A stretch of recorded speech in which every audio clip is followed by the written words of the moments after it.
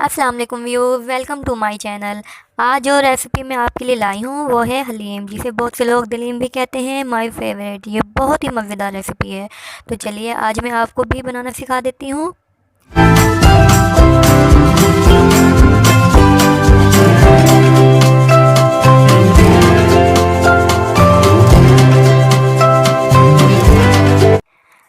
حلیم بنانے کے لیے ہمیں سب سے پہلے ایک بڑا برتن لیں گے، پھر اس میں 1 پاؤ گندم شامل کریں گے، 1 کپ یعنی 100 گرام مسری کی دال شامل کریں گے، آدھا کپ چاول ایڈ کریں گے، 1 کپ ماش کی دال شامل کریں گے، 1 کپ چنے کی دال شامل کریں گے اور 1 کپ مونگ کی دال شامل کریں گے۔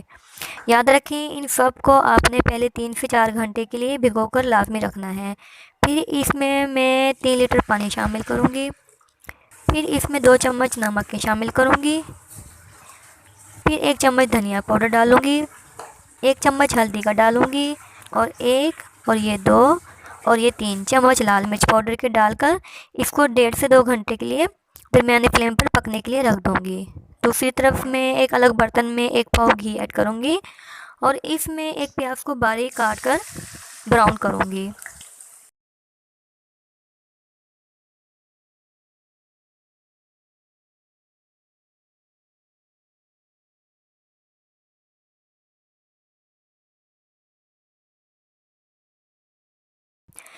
جب یہ پیاز براؤن ہو جائے گی تو اس کو میں ایک پلیٹ میں نکال کر پھیلا دوں گی تاکہ یہ کرسپی رہیں۔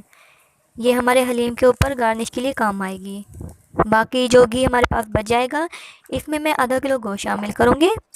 آپ یہ گوشت بون لیس بھی لے سکتے ہیں، لیکن میں نے ہڈیوں والا اس لیے یوز کیا ہے کہ اس سے ٹیسٹ میں اضافہ ہو جاتا ہے۔ اس کے بعد میں اس میں 2 عدد درمیانی پیاز کو کاٹ کر ڈال دوں گی، پھر اس میں 1 چمچ نمک، آدھا چمچ ہلدی، آدھا چمچ دھنیا پاؤڈر اور 2 چمچ لال مرچ پاؤڈر، 2 چمچ لہسن پیسٹ اور 2 چمچ ادرک پیسٹ کا ایڈ کروں گی اور پھر اس میں 1.5 لیٹر پانی کا شامل کر کے درمیانی فلیم پر 2 گھنٹے کے لیے پکنے کے لیے رکھ دوں گی۔ دوسری طرف ہم اس دالوں کو اچھی طرح سے چلاتے رہیں گے، ان کو رکھ کے بھول نہیں جانا ہے کیونکہ اس میں جو چاول ہم ایڈ کرتے ہیں وہ نیچے سے لگ جاتے ہیں، اس لیے ہمیں اس کو ہر 10 منٹ کے بعد چلانا ہوگا۔ یہ دیکھیں ویوز، ہماری دالیں گلتی جا رہی ہیں، ہم ان کو برابر چلاتے رہیں گے تاکہ یہ نیچے سے نہ لگیں۔ یہ اب دالیں ہماری بالکل گل چکی ہیں، اس کو اب میں گھوٹے کی مدد سے پیس لوں گی۔ آپ چاہیں تو اس کو گرینڈ بھی کر سکتے ہیں۔ یہ میں نے ان کو باریک گھوٹ لیا ہے۔ ادھر گوشت کو بھی 2 گھنٹے ہو گئے ہیں اور یہ بھی اچھی طرح سے گل چکا ہے۔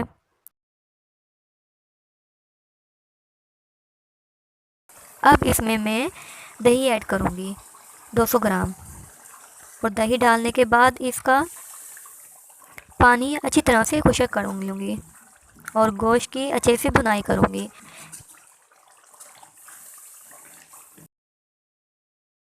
یہ دیکھیں اب دہی کا پانی بھی خشک ہو چکا ہے اور گھی بھی سیپریٹ ہو گیا اور ہمارا گوشت بھی بھن چکا ہے۔ ہم اس تمام گھی کو ایک الگ برتن میں نکال لیں گے جو ہمارے بعد میں کام آئے گا، اور جو گوشت ہمارے پاس بچ جائے گا اس کو ہم کسی گھوٹے کی مدد سے ایسے پھوڑ لیں گے تاکہ گوشت کے ریشے الگ ہو جائیں۔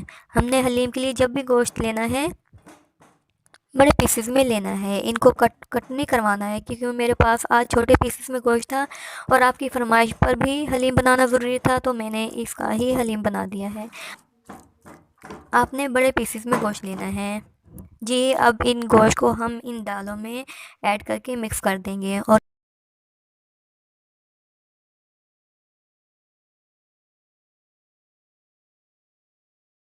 ساتھ ہی آدھا لیٹر پانی کا ڈال کر مکس کر دیں گے اور اس کو دوبارہ 20 منٹ کے لیے لو فلیم پر پکنے کے لیے رکھ دیں گے۔